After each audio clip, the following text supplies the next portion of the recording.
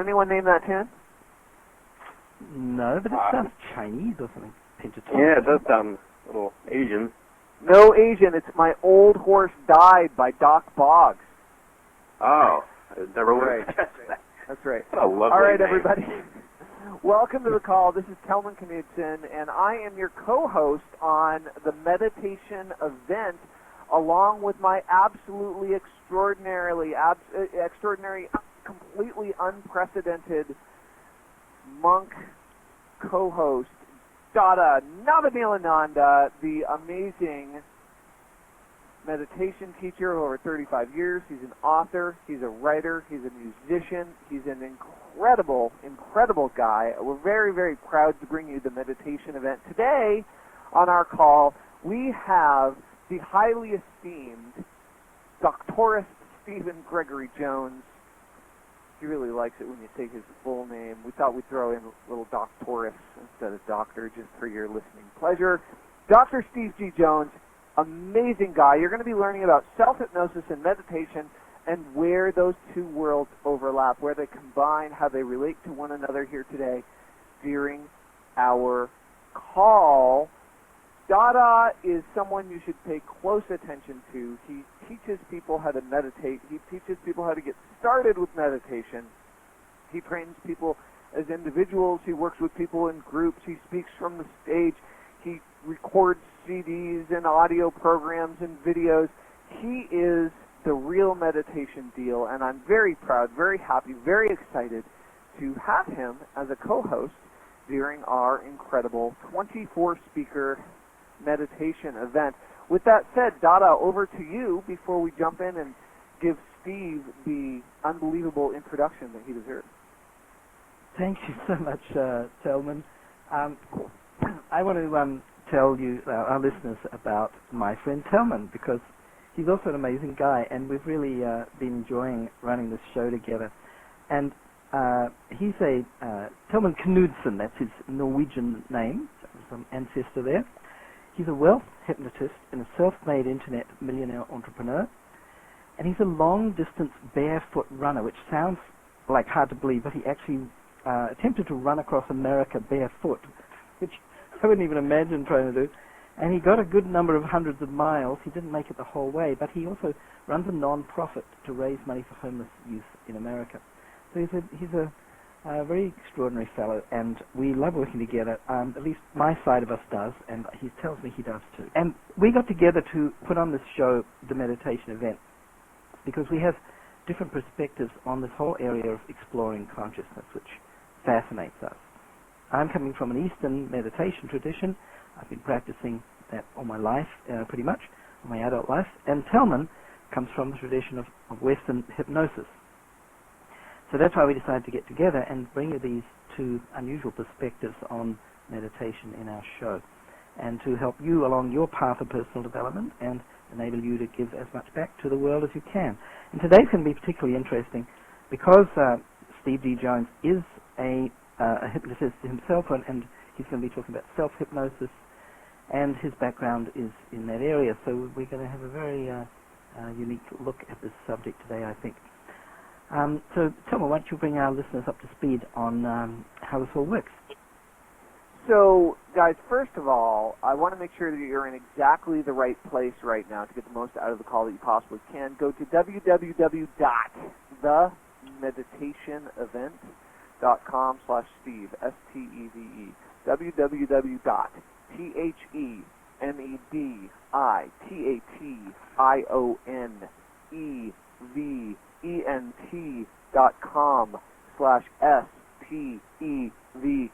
And that's Steve for Dr.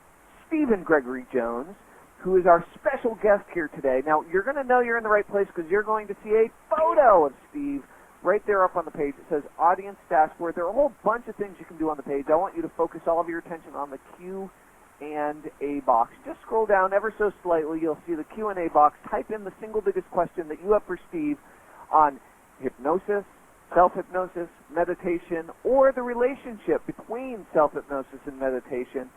Type in your single biggest question now. Steve, you have a bunch of questions that came in before the call even started, and one is about black magic that I'm really looking forward to you answering. So prepare yourself for black magic voodoo. In the meantime, that's number one. Make sure you are at themeditationevent.com/Steve. Ask your single biggest question. We will answer as many of our listener questions as we possibly can live here during the call. And number two is Steve is going to be giving you an absolutely astounding thank you gift just for being on the call. So pay close attention. We're going to be giving you all the details on what that is and exactly where you can get it later on in the call. So stand by. Dr. Stephen Gregory Jones, or Stevie G, is an absolutely awesome guy, first of all. Before I give you his official credentials, Steve has been part of the hypnosis event. He was part of the NLP event. He is part of the meditation event. Steve he probably spends more time in the meditative and trance state on a regular basis than anyone I know, unless you are in an ashram meditating for 8 hours a day. Steve spends countless hours not only putting himself into an incredibly meditative trance state using all sorts of different modalities, but he also is the most prolific hypnotist, or honestly, one of the most prolific people in the entire personal development, self-improvement space that I've ever encountered. He has ultimately created over 9,000 recordings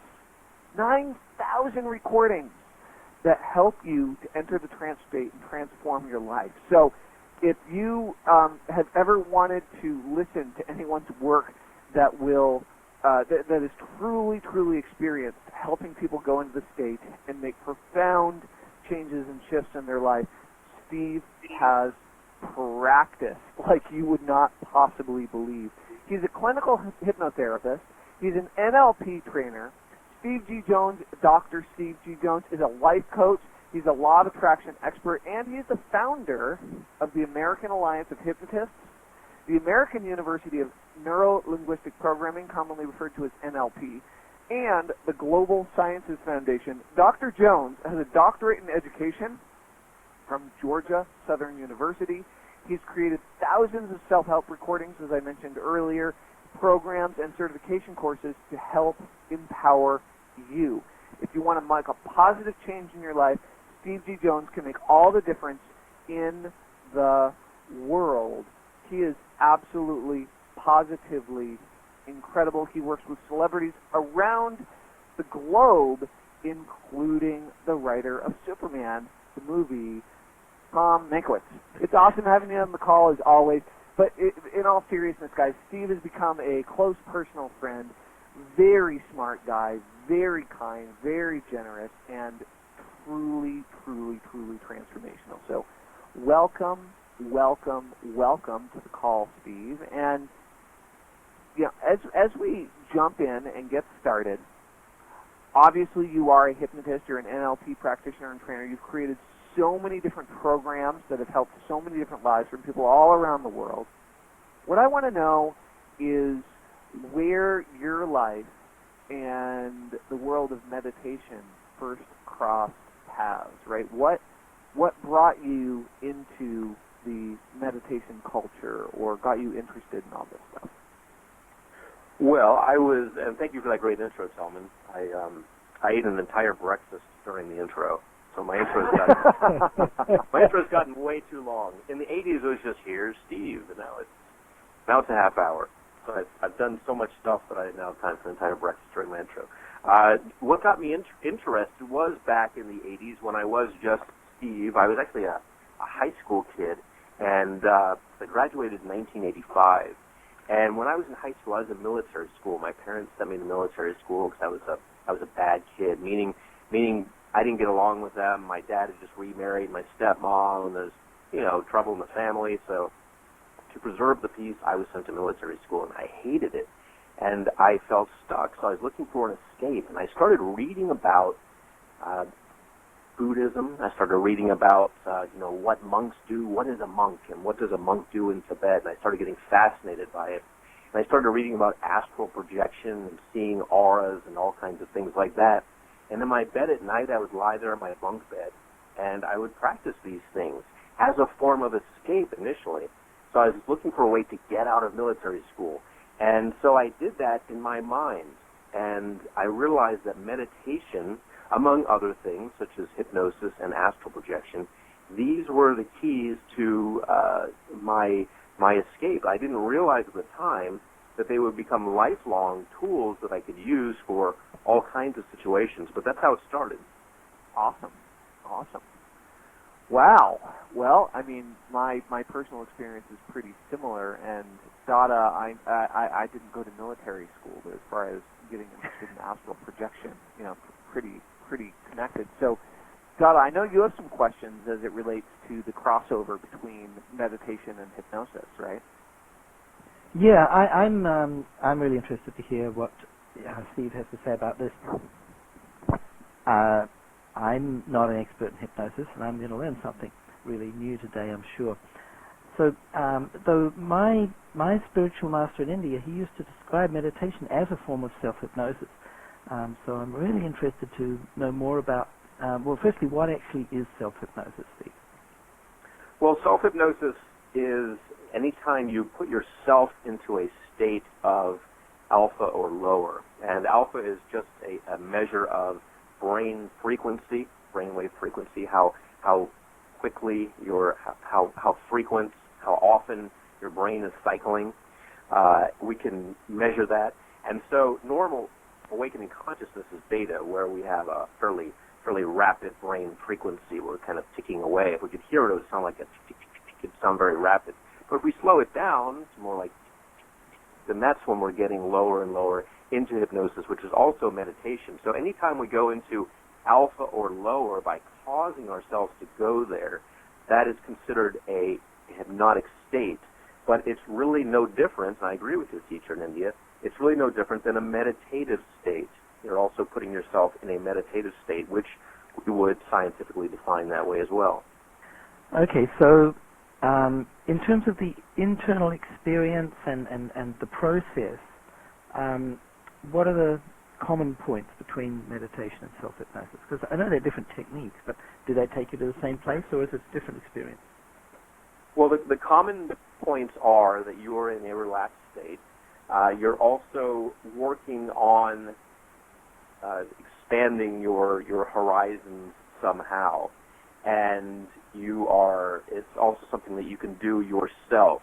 Meditation is primarily known for being done by itself, although many times it does happen in groups, but I'd say percentage-wise, primarily it happens alone. At least that's my perception of the way people are usually doing it. Whereas hypnosis, it's very common for people to go to a hypnotherapist or to use a recording to help them do that. So those are the common points, and the dissimilarities where they kind of part ways.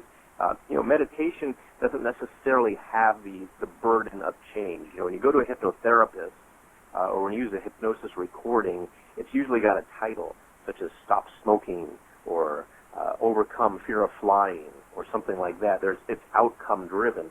Whereas meditation doesn't necessarily have that burden. Many times people just want to meditate because they want something very valuable called peace of mind. Yeah, there are all kind of objectives that people have in mind going into meditation from my experience talking with my students. And they change over time also. Like when I first came into meditation, I had an idea of getting enlightened or something.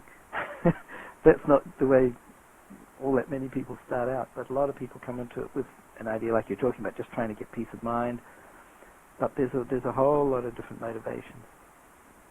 But I wanted to go back to something you said earlier. You said that there's an element of expanding horizons. What do you mean by that? Can you expand on that?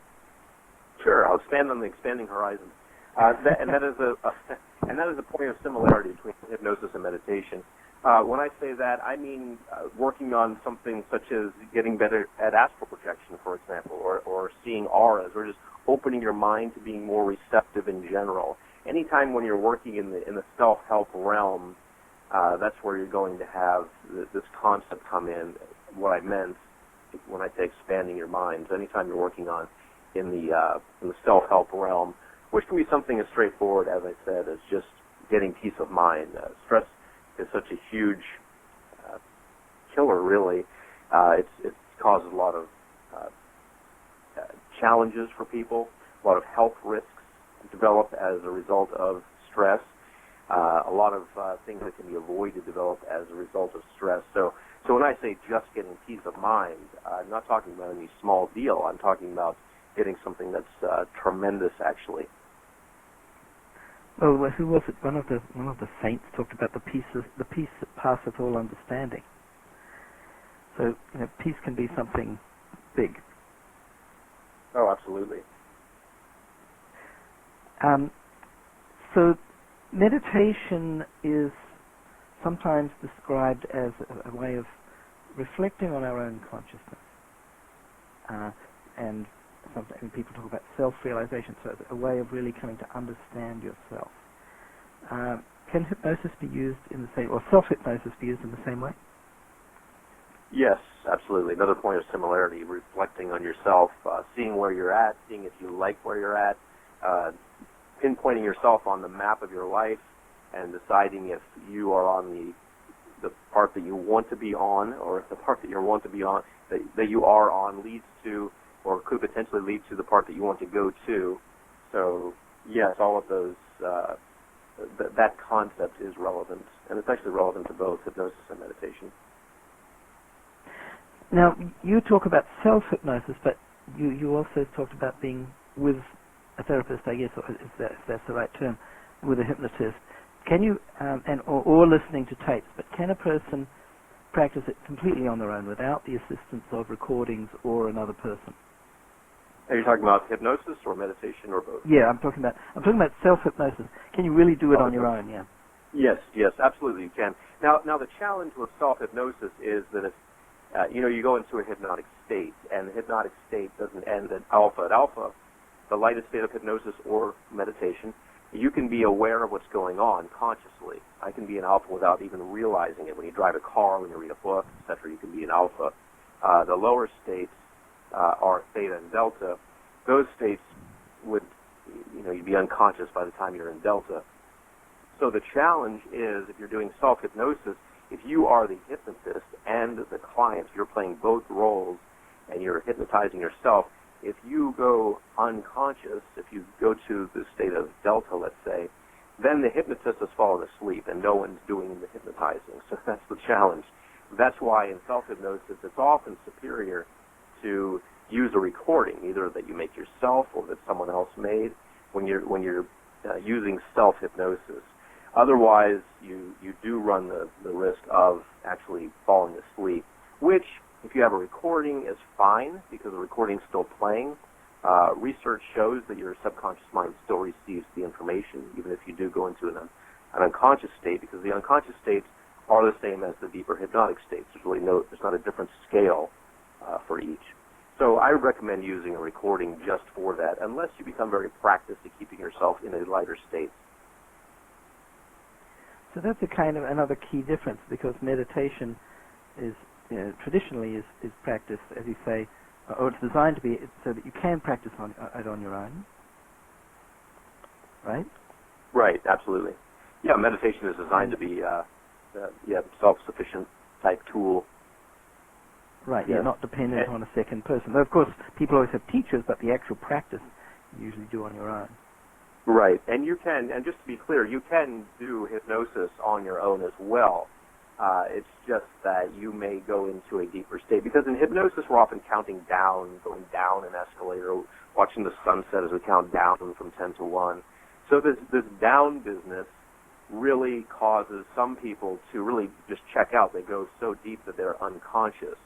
So in meditation, it's more, imagine a lake, and the lake is calm. You're not necessarily going down. When you add that down element, that's when you bring many people down into a sleep state, which, as I said, is fine, because the scale is not different. You're not off the hypnotic scale onto the sleep scale. The scales are the same.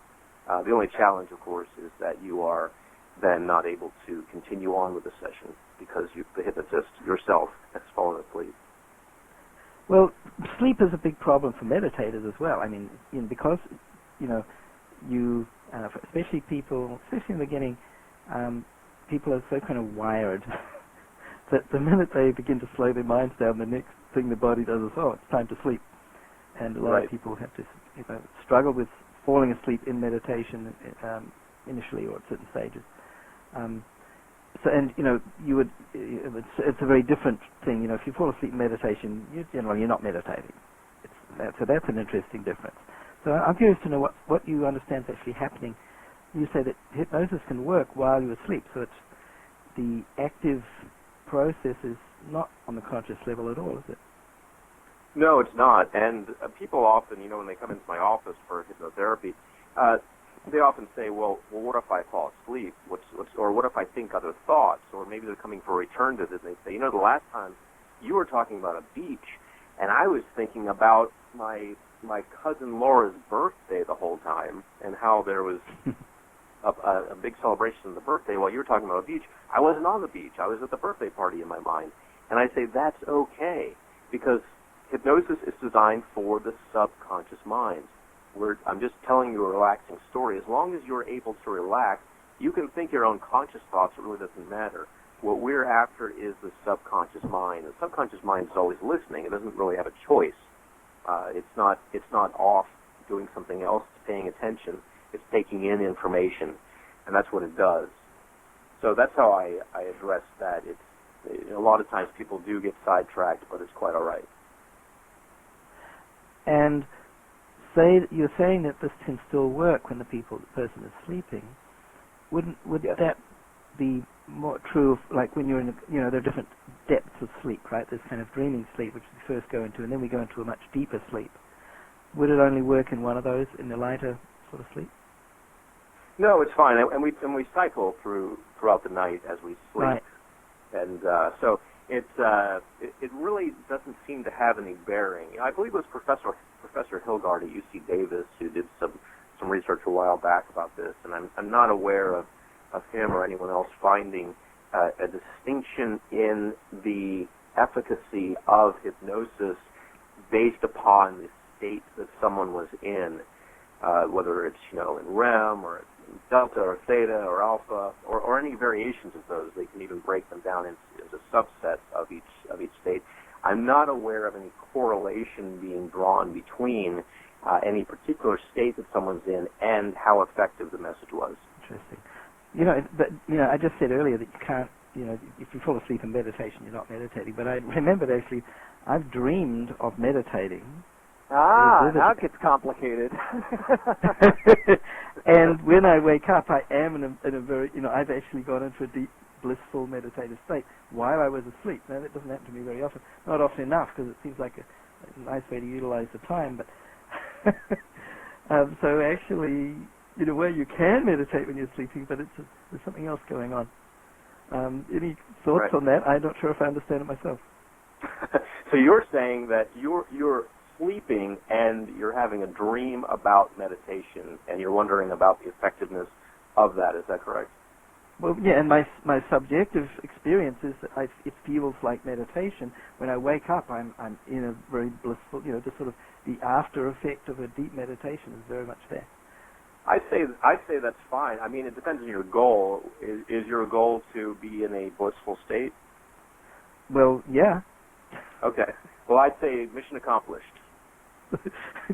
Yeah, it's working. I'm not sure how, because I think anytime you're asleep, you're usually pretty relaxed. Your vitals all kind of drop down, blood pressure drops, respiration drops, heart rate drops. So you're usually in a relaxed state. Now, dreams tend to be different because although we have paralysis in our dreams, so we don't act out our dreams, we do experience, our vitals going up depending on what's going on, what the action is. If you're running, your heart rate can go up, your blood pressure can go up, and so forth. So, but you're dreaming about meditation. So I think that you're fine, and as I say, mission accomplished. You're still achieving blissfulness. Now, you mentioned just briefly earlier about looking at the tradition of monks meditating and so forth. So did that prompt you to take up a formal meditation practice yourself?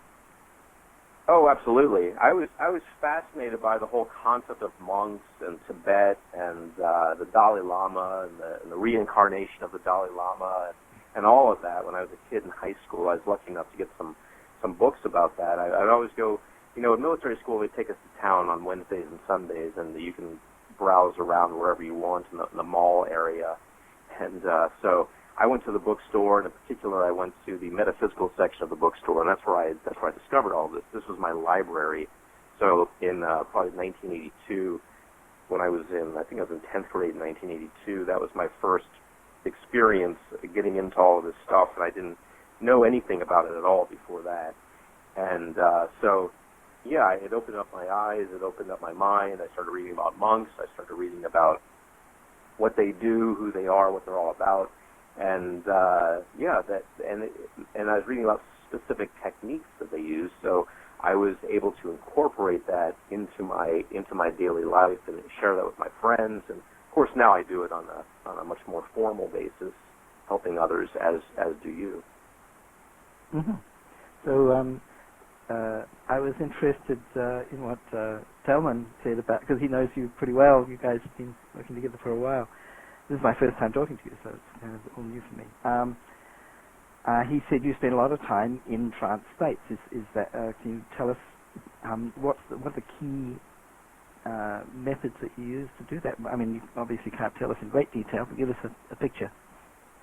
Right. Well, trance states are very resourceful because you're able to get a lot done. Your mind is more open.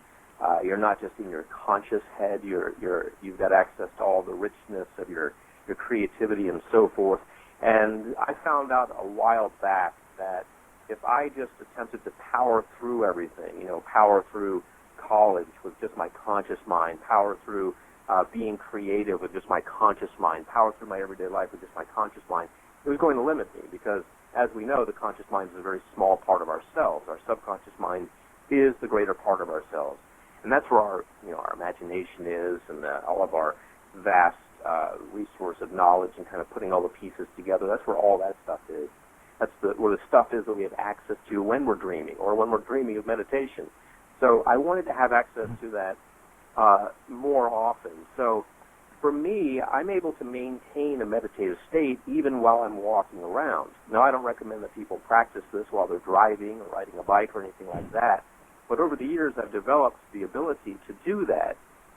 And so it can appear to people as, me spacing out or me being, not really attentive to what's going on. But really what I'm doing is tapping into that subconscious part of me while I'm also engaging in the conscious world. So I do spend a lot of time, as Salman said, in a meditative state, even when I'm wandering around. So that can be intensified, of course, when I take the time to sit down and fold my legs, so forth, and sit in a meditative position. Although I really don't prefer a standard meditative position. I prefer lying down on a bed as I meditate.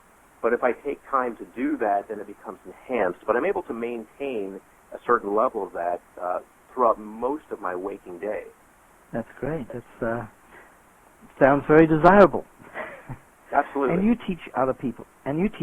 How to do this. And I know you're prolific. I mean, you must be tapping into some remarkable level of creative inspiration to produce the amount of teaching materials you do. That's phenomenal. All the teaching tools you developed. So I know you've put together a super offer of those tools to our listeners. So Telman's going to tell us a bit about that. Oh, sure. Go ahead, Telman. Yeah. So, very, very cool. Thank you, Dada and Steve. Those are some great questions and answers. And for anyone that joined us a little bit late, what we're talking about right now is the relationship between self-hypnosis and meditation, right? How they're similar and how they're different. How you can use self-hypnosis to enhance, to improve your meditation practice. And I'm going to be asking Steve about that here in just a few short moments. But if you did arrive late, if you aren't on Steve's page for some reason, make sure you go there right now to themeditationevent.com/Steve, STEVE. themeditationevent.com/Steve.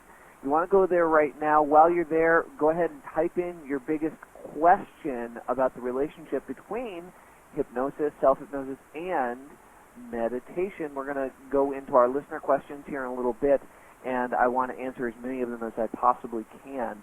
Guys, Steve has a very, very cool free gift that he's put together just for you being live on the call here. It's called The Power Your Mind to Achieve Unlimited Motivation MP3. It's one of Steve's 9,000 recordings. So, Steve, in a couple of sentences, could you tell us a little bit about The Power Your Mind to Achieve Unlimited Motivation MP3 recording that you've put together for everybody? Sure. It's a 60-minute recording designed to be listened to at night as you go to sleep. And if you fall asleep, as we said, that's absolutely fine. It's designed to alter the way that you've been thinking about your possibilities in order to make you more motivated so you start getting things done. Awesome, awesome. So, guys, if you've never listened to any of Steve's recordings, you are absolutely, positively going to love this. And in a few minutes, I'm going to give you the details on how to get it. But while you're on this page, here's what you need to do. Go ahead and scroll down until you see the button. And it's a big, orange, oval button that says special offer on it in big, bold letters. Click on it as soon as you see it in order to go to Steve's special offer page. When you go there, you're going to know you're on the right page because it says Steve G. Jones Meditation through Self-Hypnosis Package. Now, on the page, you're going to be able to read all about all the amazing stuff that Steve has put together here for you today. It's absolutely incredible, the number of recordings that he's packaged together for you. We're going to be talking here in just a few short moments more about meditation and self-hypnosis. But again, just go ahead and scroll down till you see that special offer button. Click on it. That'll bring you to Steve's special offer page where you get the meditation through self-hypnosis package. And as we talk here in the next few minutes more about meditation and self-hypnosis and where those cross over, Steve, I would love it if you could go into a little bit more detail about some of the recordings that you've packaged together here for everybody. You just have a ton of stuff. I mean, if you guys look at everything that's in here, it's absolutely incredible. I don't know if you're on the page right now or not, Steve. I know that I am. I am as well, yep. And there's so much. Yeah. Go ahead. Sure. The recordings I have, these are all platinum level recordings, by the way. These took about 2 years, and they took a lot of money to create. This is somewhere around $100,000 that I put into this. I had to build a recording studio from scratch. I hired 2 full-time college graduate sound engineers. Had all the right equipment. Took a long time to write the scripts and so forth. So these have all the bells and whistles of. I believe they're the most advanced hypnosis recordings in the world because we really did them right. So all of the recordings have that technology. We call it the platinum level technology. But the first one is Master Meditation, which is just what we're talking about.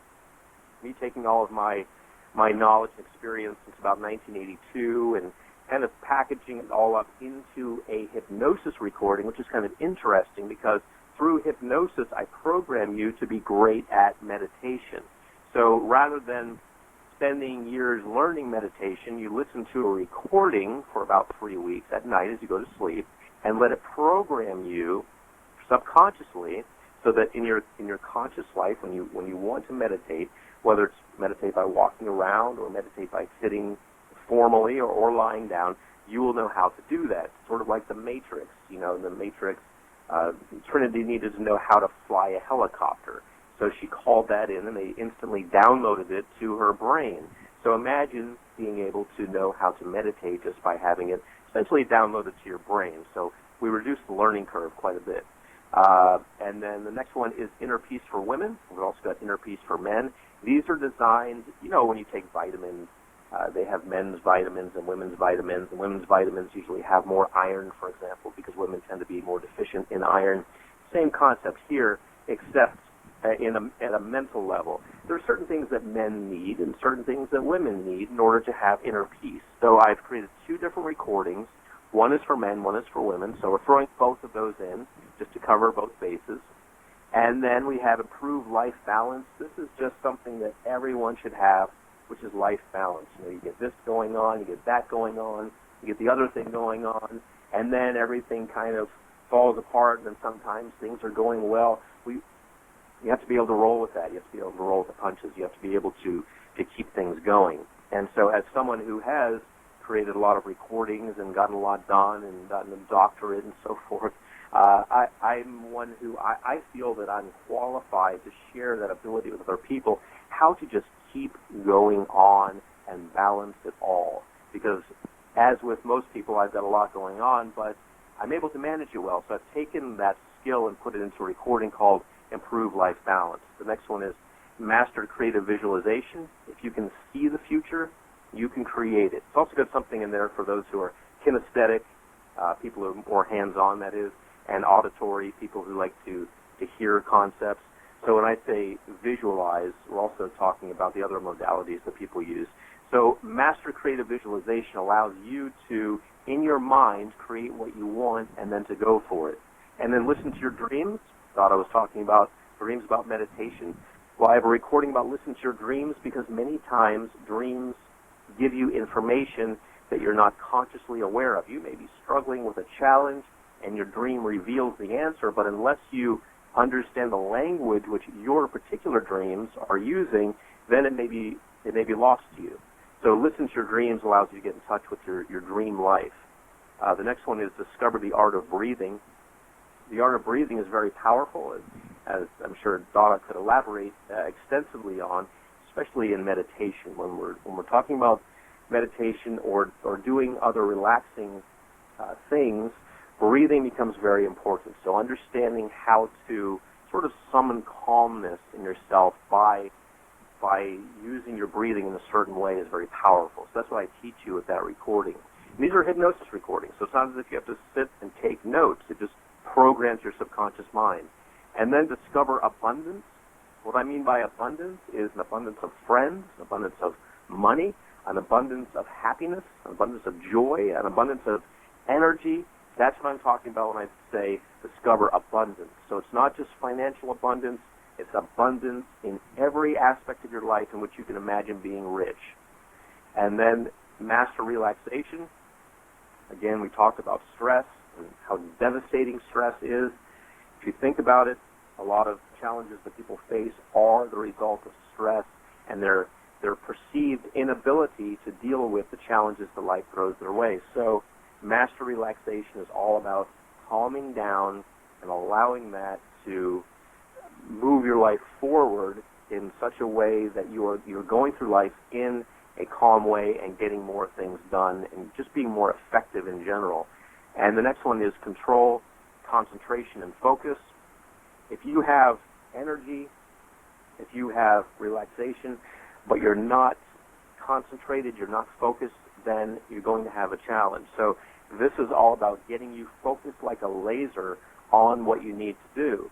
And again, this is another skill that I believe myself to be good at, which is focusing on things, getting them done, not getting distracted. So I've put that information into a recording. And then we also have of course, the unlimited motivation recording that I talked about, which is designed also to help you get things accomplished. Awesome. So guys, if you look at everything listed on Steve's page, we're talking about over 30 recordings that Steve has packaged together all around topics that directly relate back to improving your abilities as a meditator, as well as touching on many of the primary benefits that people are going for when they try to meditate.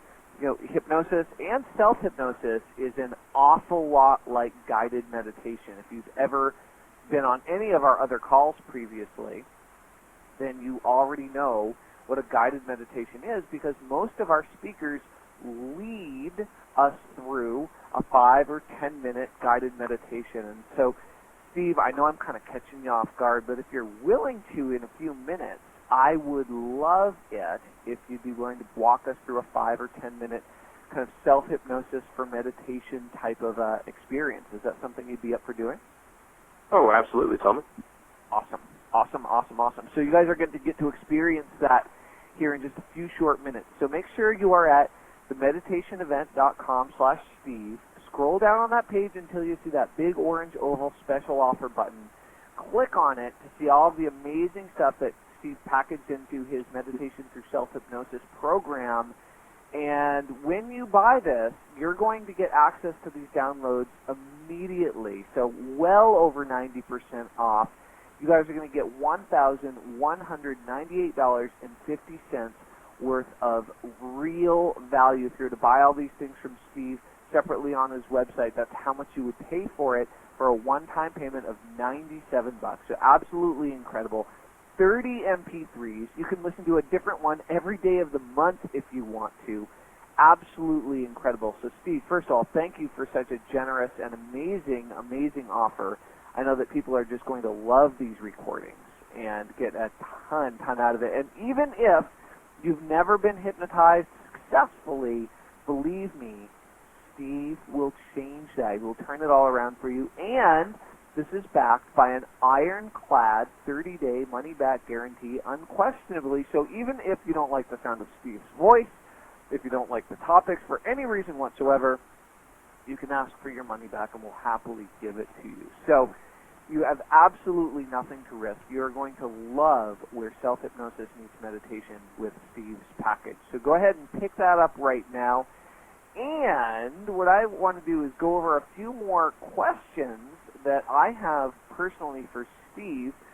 So right now, I just want to talk a little bit about the relationship, because I know it's on people's minds, the relationship between hypnosis and self-hypnosis. In your opinion, Steve, is what's the difference between hypnosis and self-hypnosis? How are they identical? How are they different, so that people can really understand what the story is about hypnosis? Well, they're identical in the sense that both of them are relaxing. Both of them you can do yourself. Both of them, one of the expected outcomes is that you will be more peaceful over time and in that moment. Those are the main similarities, in my opinion. The main differences would be that in meditation, you don't necessarily have an outcome per se in mind. Now you can, but when people think of meditation, they often think of just sitting in a meditative position, their legs folded and their wrists resting on their knees and palms facing upward and so forth. And they're thinking about just getting some kind of peace of mind or a little break from the day. Whereas with hypnosis, people are usually thinking about outcomes: stop smoking, lose weight, gain motivation, become creative. So there's sort of a burden of expectation there that people are placing on it. Not always, but I would say that if someone's using hypnosis and there is no outcome in mind, then that's actually meditation. If they're just getting relaxed and so forth, and there's really not something that they want to work on, I would classify that as meditating. It is both, but I think it's more clear when you just say meditation. So when you're beginning to use self-hypnosis and starting to use the recordings that you provide, right? So you talked about, okay, well, self-hypnosis or hypnosis, you really need to be focused on an end goal, an outcome, something specific you're aiming towards. So what are some of the most common benefits of self-hypnosis with all the different people you've worked with, all the people that have become customers and clients? What are some of the most common things people are using self-hypnosis for these days? Well, and I live, having spent so much time in the South, weight loss and smoking are the two biggest. They kind of go neck and neck. It's like, who are the wealthiest people in the world? You probably think of, Warren Buffett and Bill Gates, and they kind of, the amount of their money kind of fluctuates a little bit, but pretty much those are the people you think of. So weight loss and stopping smoking are the big two, because that's what people know hypnosis for. But in all cases, even when people are working on those things or something, unusual or less common, such as nail biting, people working on nail biting using hypnosis, in all cases, they are at least getting the benefit of being more calm in general, because that's the way hypnosis works. It makes you more calm in general. They're also usually reporting, as a side bonus, they're sleeping better at night. My recordings are designed to be listened to at night, but even someone who's just using a hypnosis recording during the day, usually they're sleeping better at night because they don't have all of these worries. So these are somewhat unexpected for the end user, but very common benefits. So, Steve, if someone's never been hypnotized or they've never studied self-hypnosis, right, how can somebody go about hypnotizing themselves? Well, I recommend that you take it into 5 different parts, and this is not the right way or the wrong way. This is the way I've been teaching it for close to 30 years now. But I recommend use an induction, a deepening, a script, amnesia, and trans-termination. The induction is up to about 10 minutes, where you're just taking yourself on a relaxing walk on the beach or in the woods, or some people find the city relaxing. So if you're doing self-hypnosis, if you're literally hypnotizing yourself and lie down in your bed where you're going to be stable, you're not going to fall out of anything, and then you want to count yourself, you want to initially just imagine yourself walking along that relaxing beach. You may want to shorten this if you find you're getting too tired. If you find you're going to sleep, that's an indication that next time you need to shorten it to maybe 2 or 5 minutes. But during that time, you're just involving all of your senses. What do you see on the beach? What do you smell on the beach? If there's anything to taste, maybe you brought some sandwiches on the beach. Involving all of your senses on the beach. Then you transition into the deepening, which would be in the beach scenario. The most logical thing would be the sun setting, and we have this counting idea that I mentioned earlier, where you're counting down from 10 to 1 as the sun slowly sets. You see, in the deepening, you want to have downward motion, downward counting, and downward relaxation. So on the beach, it's very easy. The downward motion is the sun going down, or at least that's the way it looks to us, as the sun's going down. Downward counting from 10 to 1, or if you tend to fall asleep too easily, counting from 5 to 1, cut it in half as the sun goes down, and telling yourself that as you count, the sun does go down. So, and as that happens, you're relaxing more. So that covers the induction and the deepening. Next is the script. The script is where all the action happens. That's where you're doing the surgery. If you have a patient open for open heart surgery, you still haven't done anything. You haven't done anything with the heart. So the script is where the actual action takes place. Switching out the heart, correcting a valve, doing whatever you're going to do. In our case, we're perhaps working on more motivation or overcoming a fear or enhancing creativity. Whatever we want to work on happens in the script, and that's where you're just telling yourself, point blank, I have this ability, I have that ability, I am this, I am that. You're programming yourself, saying it in the here and now as if it's already happened, whatever it is you want to accomplish. Next is amnesia, which you may or may not want to do when you're doing self-hypnosis. This is an attempt to scramble the conscious recollection of the subconscious programming, in which you would say something clever, such as, I can now choose to forget, to remember everything I've said during this hypnosis session, or remember to forget everything that I've said to myself during the hypnosis session. The choice is mine. I've limited it in its ability to affect memory by saying during this hypnosis session. I've also made it into a double bind, if you will, whereas I can choose to forget to remember, which means forget, or remember to forget, which means forget. So I can either forget or forget. So that's something that's optional during self-hypnosis, because as the hypnotist, you may be prone to remember what you say anyway, but it's at least an attempt to scramble your conscious recollection of the subconscious programming so that you're not analyzing it later and potentially undoing it. Next part is trans-termination, which is bringing yourself out of hypnosis, which could take one of two forms. Either you're putting yourself into just allowing yourself to go to sleep, and just telling yourself, all right, now I'm going to drift off to sleep, and when I wake up, I'll be refreshed and rested. Or if you have to get up afterwards, telling yourself, at the count of 3, I will wake up. I will be wide awake and fully out of hypnosis. 1, coming up. 2, beginning to move, beginning to stir, becoming very aware of my surroundings. And at the count of the next number, I'll be wide awake. And 3, eyes open, wide awake, completely out of hypnosis. And I'm increasing the volume as I'm bringing myself out of hypnosis. And all of that I just said, if you want, can be put into a recording. You can make a recording for yourself if you tend to fall asleep during the process. Awesome. Awesome. So speaking of recordings, right, when someone listens to a recording of you, right, so rather than learning how to do hypnosis yourself as the first step, but when someone listens to a Steve Jones recording, do you consider that hypnosis, or do you consider that self-hypnosis? Well, I'd say, and people go back and forth on this one. Some people say all hypnosis is ultimately self-hypnosis. So when someone listens to my recording, I do consider it to be self-hypnosis because I'm not actually there. They have the ability to create things in their mind to kind of take a little bit more control of it, to kind of tune in or tune out. So, technically, I'm not sure where it would fall in that spectrum. Ultimately, it's probably, semantics at best. It probably doesn't matter much how we define it, but I would say that it can be self-hypnosis. And one of the ways to make it into self-hypnosis, actual, unquestionable self-hypnosis, is if you sort of make yourself stay semi-alert during it. It's going to take a little bit of a force of will, but just to learn the patterns and learn how I do things.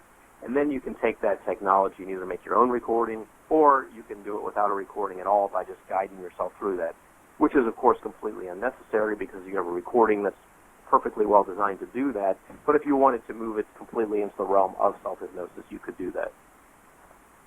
Beautiful, beautiful. And before you lead us through a little mini session here, I have one more question for you, which is I know a lot of people that either begin studying meditation or many people, they evolve to this, start saying, wow, I had a peak experience or an incredible experience during meditation that makes me think that I might have ESP, or I might be psychic, or I might be able to project outside of my body through astral projection, or I might have the ability to unlock some metaphysical abilities that are latent within me. And it seems to me that a lot of people, whether it's stated overtly or not, I know we've had a ton of people writing in with questions about this, really do desire this ability to create metaphysical or unlock metaphysical powers. I know you've had a lot of experience with the metaphysical art, for lack of a better term, and that you created lots and lots of programs around this. So what is your experience actually using hypnosis and self-hypnosis techniques to help people unlock their latent metaphysical abilities? Well, I've had a lot of success with that myself, working on seeing auras, working on astral projection, past life regression using hypnosis, all of those sorts of skills. My suggestion for anyone wanting to do that would be that, yes, this is a great way to do it. It sort of, cuts down that learning curve again, because if you're dealing with the subconscious mind, you're able to program your subconscious mind to do these things.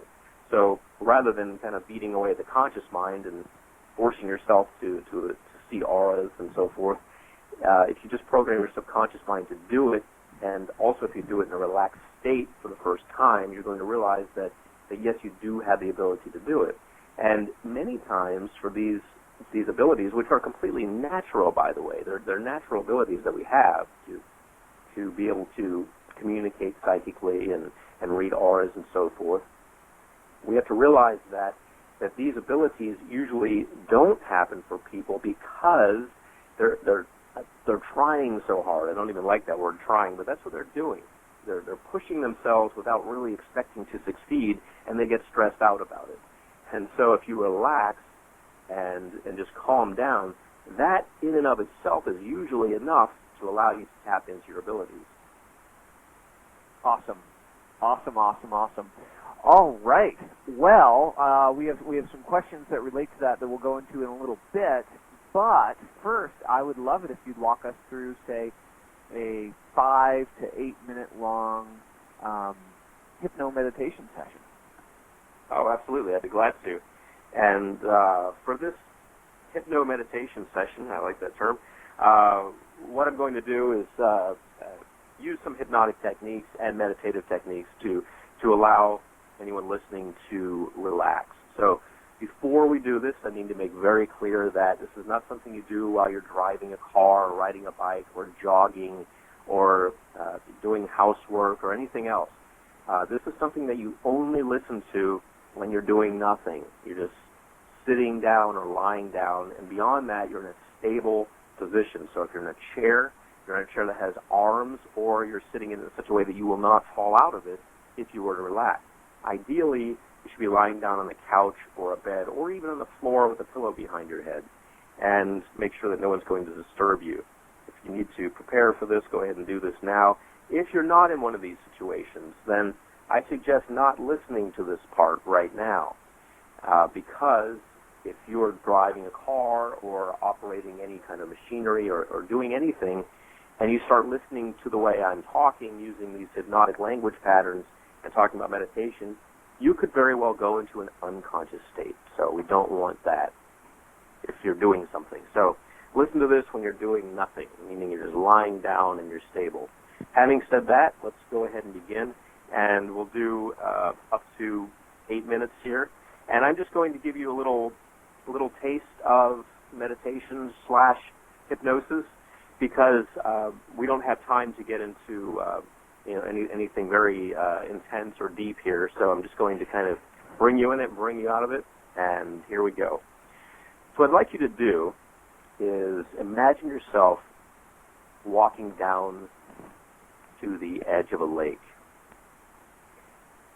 Now, as you look at this lake, it can be as large or small as you want it to be, and you can perhaps put some trees around it, perhaps some mountains in the distance, perhaps blue skies with occasional white wispy clouds as you walk down to this lake, to the very edge of this lake, to right before the water starts. And I want you to look out over this lake and notice it. Notice the condition of the lake, the water. Perhaps it's calm, perhaps it's choppy, perhaps it's windy. Perhaps there are objects on the lake. Whatever you see is right for you. And I want you to realize that with you, you have brought a blanket, and I'd like you to spread that blanket out in a safe, dry area so that you can face the lake.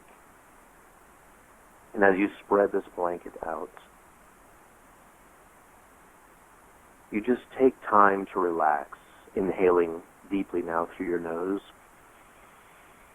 and holding it slightly, opening your mouth slightly and exhaling very slowly when you're ready.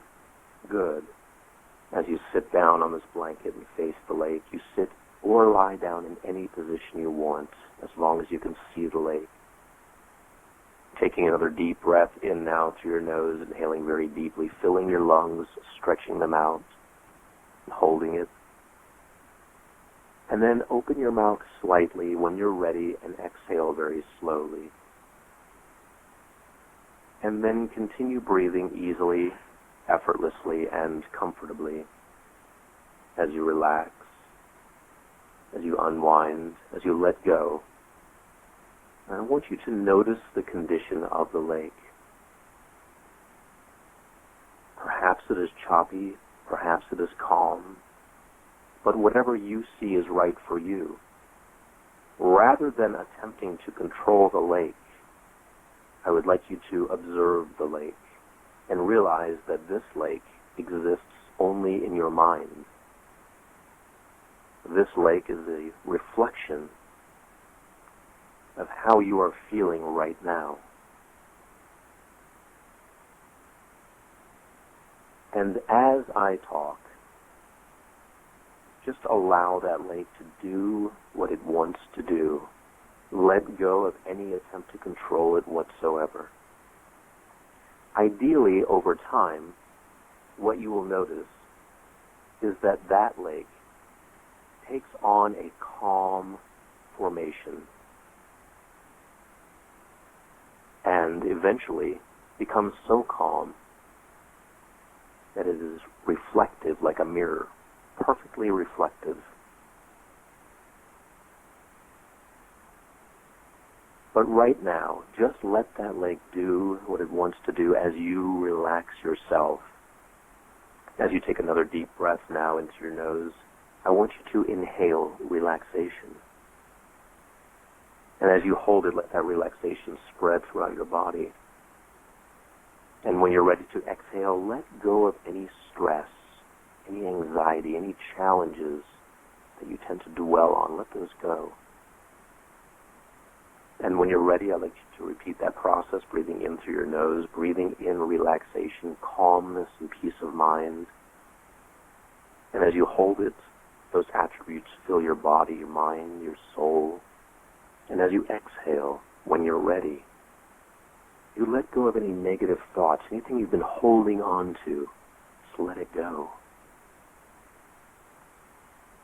And one thing I want you to realize as you sit or lie down next to the lake is that you may not have noticed this, but you have a backpack on. There's something you have strapped over your shoulders. It's a backpack. This backpack represents everything that you've been carrying around with you. You know, all the concerns, all the worries, all of the thoughts about the future.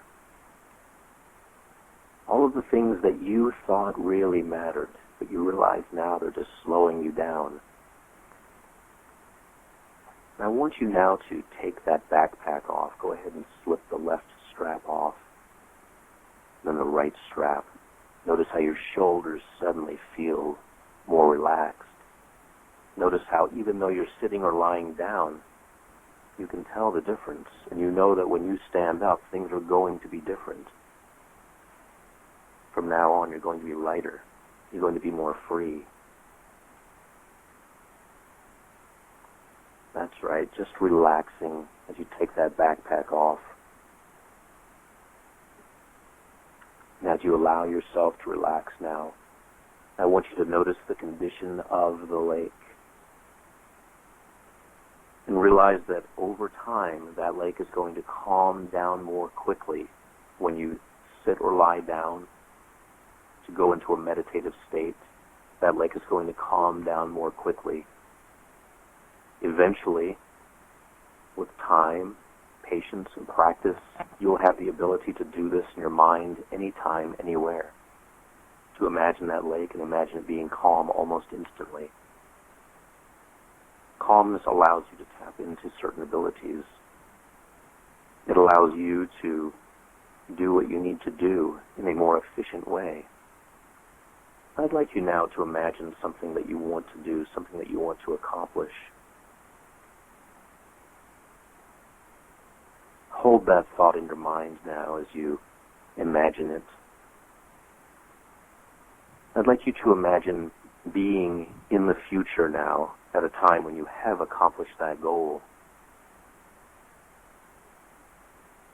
Whatever it is, no matter how daunting it may seem to you, go into the future now in your mind to a time and a place at which you have accomplished that goal.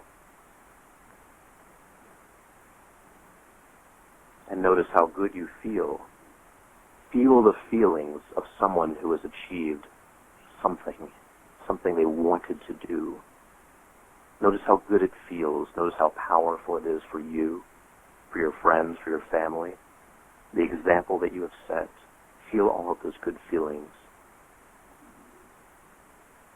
And I want you now to just dwell on that for a moment. The new calm you. The new you who gets things done and feels good about them. And I want you to bring this ability with you now as you come back to the present. The realization that you now have that you are a person who gets things done, who sets an example, a powerful example of how people are when they are fully engaged, when they're moving forward, when they're letting go of burdens, letting go of obstacles. And you start to get a sense now of why you are here on this earth. A sense that maybe you have perceived vaguely in the past, but now you're getting a very clear sense of it, of what you are here to do, and how you have the power to do that. And as you slowly open your eyes now, you bring with you back to your everyday life the ability to get things done and to calm yourself in any situation. And so I would recommend that you take time to do this once a day, to just calm yourself for just a few moments. 10 minutes, perfectly fine. You can find the time. Calm yourself, relax yourself, focus on something you want to do. As I slowly count from 1 to 3 now, you're going to come up very slowly. By the time I reach the number 3, you'll be wide awake, completely out of this hypnotic, meditative state, ready for a new you, full of energy. All right, now 1, coming up, feeling very good, full of natural energy. 2, beginning to move now, beginning to stir, becoming very aware of your surroundings, very aware of where you are. And at the count of the next number, you will be wide awake, completely out of this meditative, hypnotic state, ready for a new life, a new you. All right, now 3, eyes open, wide awake, completely out of this hypnotic, meditative state. Wow. That was really nice. Awesome work, Steve. So I'm glad you enjoyed it. So that was the real thing. That was that was what you would describe as a self-hypnosis exercise, yeah? Absolutely. That's something that people can do themselves. They can take themselves easily through that, and I recommend it on a regular basis. Yeah, it's great. And having experienced it firsthand with you, I can see how there's a lot of similarities to a meditation practice. Absolutely. The similarity list, I think, is quite lengthy. Yeah, great. I just want to remind our listeners, make sure that they're on the right page so you can get the full benefit of this interview. Or if you've joined the interview late also, you might want to make sure you're there. So if you haven't gone to the right page, here's a link to Steve's web page. It's www.themeditationevent.com/Steve. It's STEVE. And on this page, look for the special offer button and click that button now. And on that page, you can read all about the exclusive offer that Steve's put together, which is tremendous. There's so much really fascinating looking, really valuable teaching material in there from the vast library of what Steve's created. I was particularly interested in, I'm a meditator, so I like the Master Meditation one, the first one the first recording he has where you can really use the recording he's giving you to improve your meditation. So go ahead and take a look and take advantage of Steve's special offer at this exclusive 90% discount and click on the Add to Cart button now. And the rest is easy. You could do it in kindergarten. Just fill in the form and click on the Submit Order button. Now we have some listener questions. And there is, of course, the one about black magic, but I'm going to leave that to you, Telman, because I know you like that kind of thing. You said you did. So I'm going to pick one of the more ordinary questions. I must say I was tempted to ask about that one. But this is something we've had on several of our shows, actually, people asking how to introduce their teenagers to this kind of practice. So this is coming from Lisa. We've had a ton of questions about teenagers. Isn't that interesting? Haven't we? Yeah. So I'm glad you picked that one. It's like every time, just about. Yeah. So this is another one from Lisa in Columbus, which is in Ohio, I believe. There may be more than one Columbus in America. Or Christopher, could easily be. one or the other. Yeah. She says, I would like to know how to introduce my teen daughter to meditation and have her practice it regularly. We've been estranged for 11 years and I just reunited about 3 months ago. So what do you suggest, Steve? Well, first of all, about teens in general, those are the years when human beings tend to get experimental. For me, it was experimenting with my mind in terms of hypnosis and meditation, astral projection. For many teens, it's a time of using drugs, getting into illegal drugs and getting into trouble. So I can see why this might potentially be why there are a lot of questions about teens. Teens get bored, they get exploratory, sometimes they get themselves into the wrong stuff. So one of the best ways to introduce a teenager to this in general is just to say, hey, this is something that's going to open your mind. It's going to allow you to use your mind to accomplish pretty much the same thing that you might be trying to accomplish with drugs. It's going to do it in a natural way, though. So that's a great way to position this for a teenager, and that's absolutely accurate. Drugs are damaging. Meditation is not. It's actually something that's mind-expanding, mind-opening in the right way, not the damaging way. And so to talk to a teen about the idea of meditation, to use that as sort of a bonding technique also between the parents and the teen, it would be great to do it together, to sit or lie down in a meditative position. And a meditative position could be anything. You know, the standard meditation position is sitting with your legs folded and your back upright and your chin parallel with the floor, eyes closed, wrists resting gently on your knees, palms facing upward, the tip of your left index finger touching the tip of your left thumb, and same thing on the right side. It doesn't have to be that way. You can lie down in a comfortable way. I personally find that very uncomfortable to sit in the standard meditation way. So with your teen, you can sit or lie down in a way that's relaxing to both of you. And I would initially recommend that someone leads it, rather than saying, okay, we're both going to meditate, let's go into our heads, and I'll see you on the other side. You know, in 10 minutes we'll wake up and we'll talk about it. One of the two should lead it, and ideally the parent should learn about meditation and take the lead and say, now, just as I did, we're going to imagine the lake, we're going to imagine it being in any condition is fine. We're going to imagine that goal, high school graduation, or writing that term paper, or getting the first car, or whatever the goal may be. And then we're going to solidify that by empowering them that, yes, they can achieve it. And then we're going to come back up. And you may want to add some things that may be appealing to teens, such as, now you can imagine your favorite artist, you can see them, and you can add colors and sights and sounds, really introducing them to their minds and what they can do with their minds. Nice. That's really, I think that might be reassuring to some of those parents out there. That's something that people can do themselves. They can take themselves easily through that. And I recommend it on a regular basis.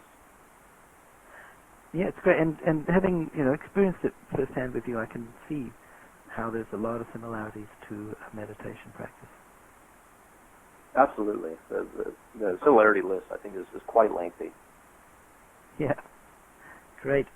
I just want to remind our listeners, make sure that they're on the right page so you can get the full benefit of this interview. Or if you've joined the interview late also, you might want to make sure you're there. So if you haven't gone to the right page, here's a link to Steve's web page. It's www.themeditationevent.com/Steve. It's STEVE.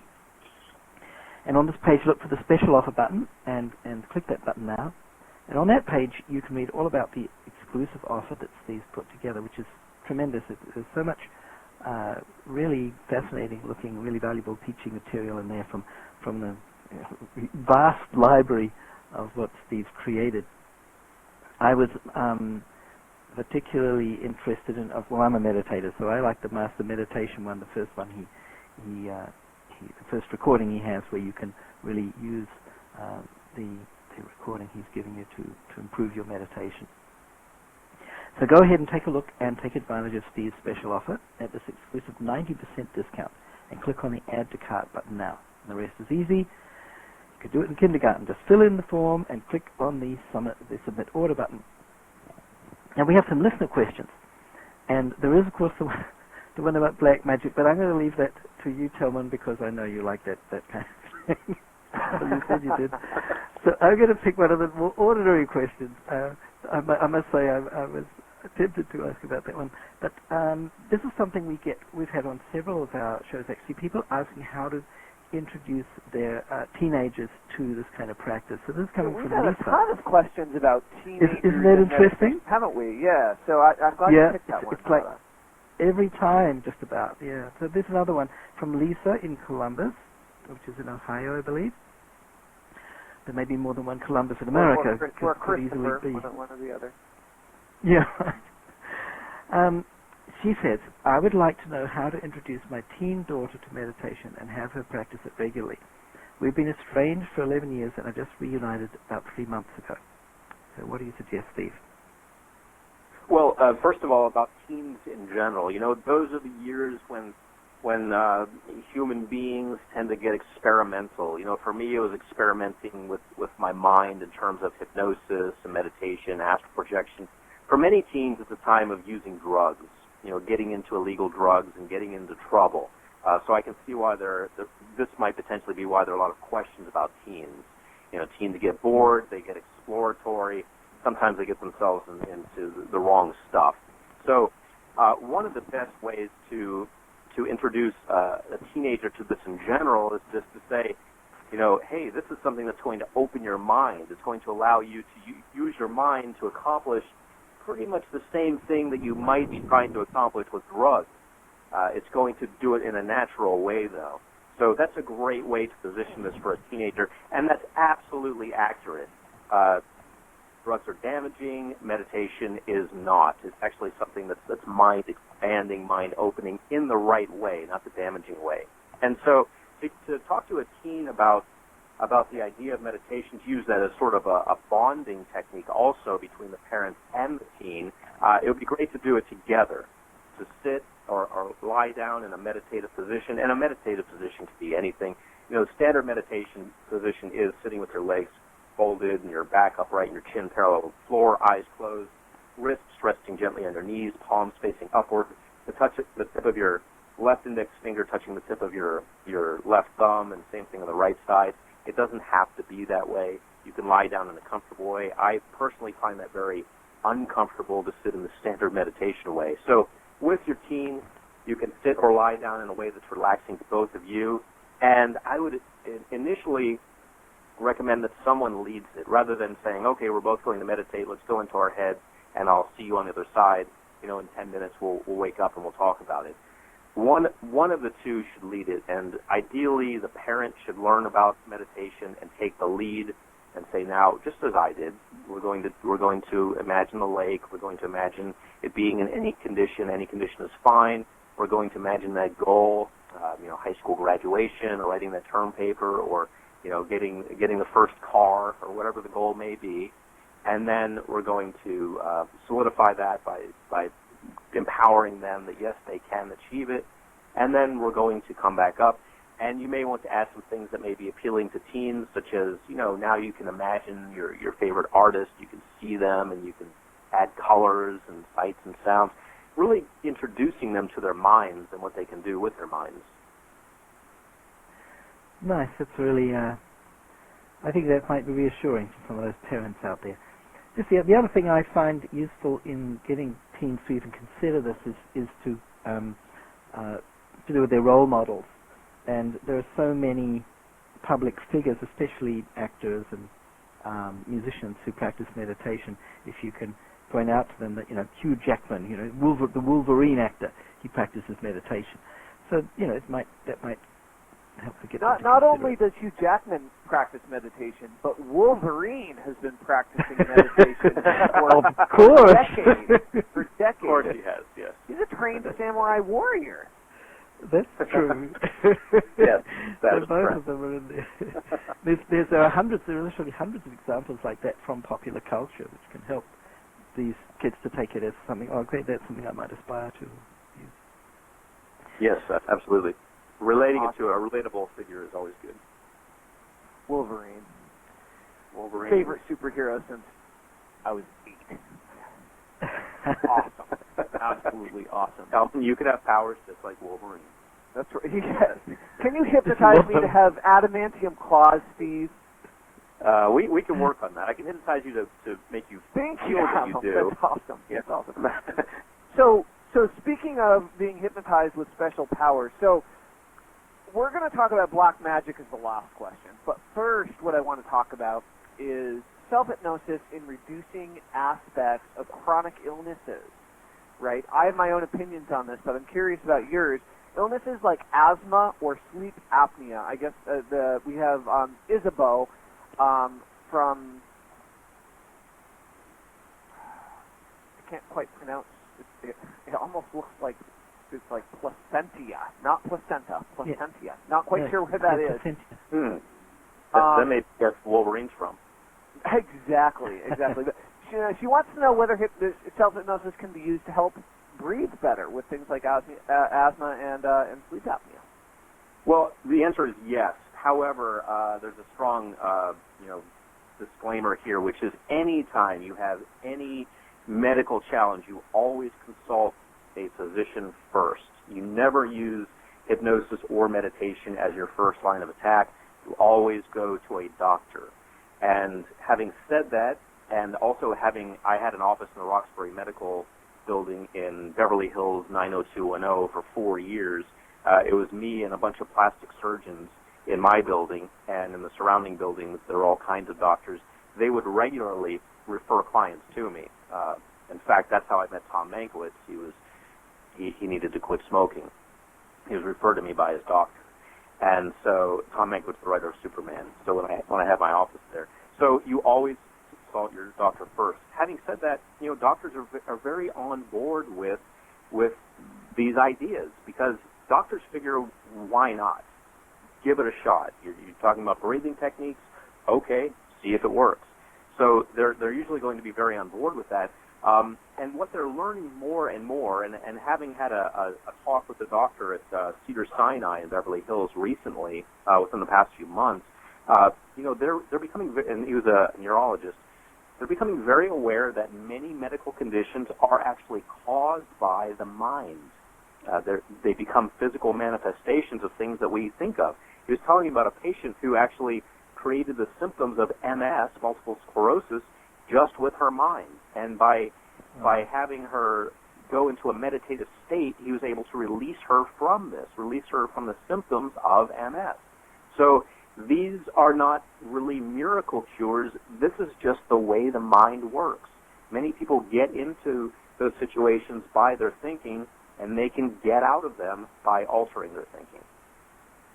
Awesome. That's Dada, do you really have another question, or shall we No, I want the you black to magic? hit the black magic, but I just checked. Placentia seems to be in Northern California, by the way. Oh, Okay. Excellent. The Wolverine probably didn't come from there. Sure. Great. I had no idea that we were going to have Wolverine and Banjo in this call today. It's fantastic. And apparently, you're just bound and determined to get black magic in there. Wolverine, Banjo, and black magic. Okay, so Steve, here's the question about black magic, right? And all right, it's a long, complex question, so I'm going to sum it up. Okay. I got a pen. Okay, go ahead. So Sylvia from Gravenhurst wants to know, how do I get rid of black magic that is programmed to prevent you from doing your work and to grow? She's having all sorts of things in her life where apparently some sort of black magic is negatively influencing her and constantly holding her down into a situation of stress and fear, and when she's most vulnerable, it just comes up and it gets her. I don't know if this is a person she's in a relationship with that somehow is casting a black magic spell on her. I have no idea if you believe in black magic or not, but how do you help someone, or can hypnosis or self-hypnosis help someone who's stuck in that type of a situation and feels that some sort of a negative or evil spiritual or magical force is somehow influencing their life in a bad way? How do you respond to a question like that?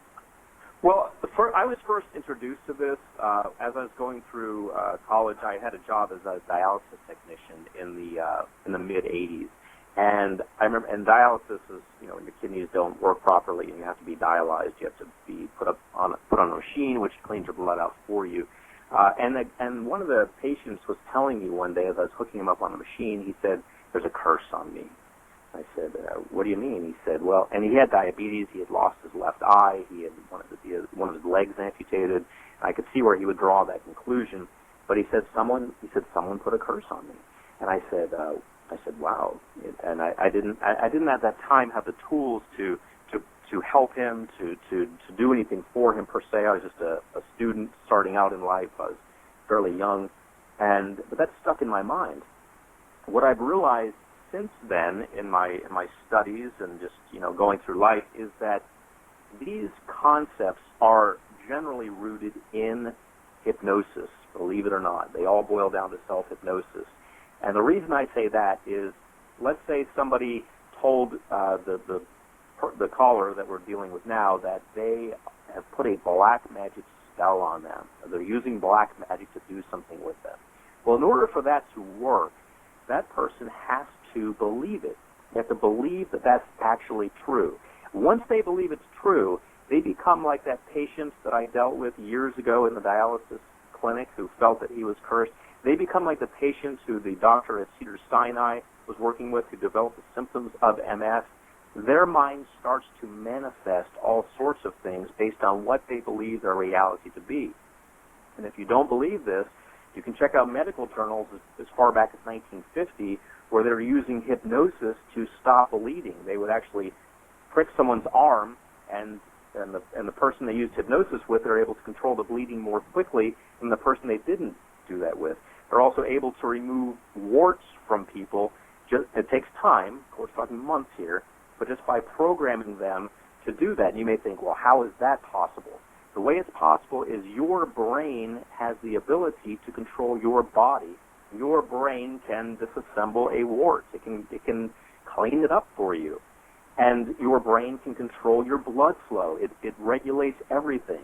When you take control of your brain by telling it that this is the way it is, your brain reacts in a certain way by manifesting symptoms and by creating all sorts of things. The good news is that the opposite is also true. When you tell your brain good things, it does good things. When you tell your brain that everything's functioning calmly and smoothly by practicing meditation daily, for example, your brain reacts by creating a calm, smooth body in which you are relaxed. So, in my opinion, and you may get various opinions from various people, but in my opinion, the listener has created this in her mind by hypnotizing herself, by believing what that person said as being true. And so she is now beginning to manifest probably all sorts of situations based on that. And the way out of it is I'd recommend daily meditation, just programming yourself out of it, that is not true. In fact, focus on the complete opposite, which would be perfect and radiant health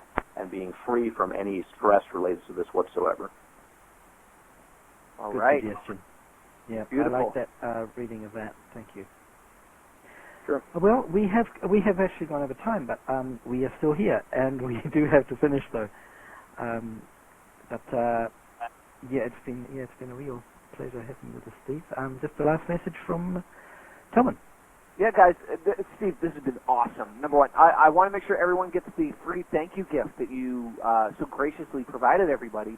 So here's how you guys get the thank you gift. That's the motivation audio recording, the 60-minute audio recording that Steve made available to you just for being live on the call. Go to themeditationevent.com/Steve. That's www.themeditationevent.com/Steve. Scroll down, click on the big orange oval special offer button. Click on it now. You must click on that button in order to get the free MP3. Click on that button. You'll be brought to Steve's special offer page where you will see a very, very, very, very, very, very, very, very, very, very, very, very, very long description of all of Steve's absolutely incredible 30 recordings that he put together for the special offer package today. Go ahead and get that if you haven't already, because it's over 90% off. Absolutely incredible offer for anyone interested in either self-hypnosis or meditation. This is definitely the package you're going to want to pick up right now.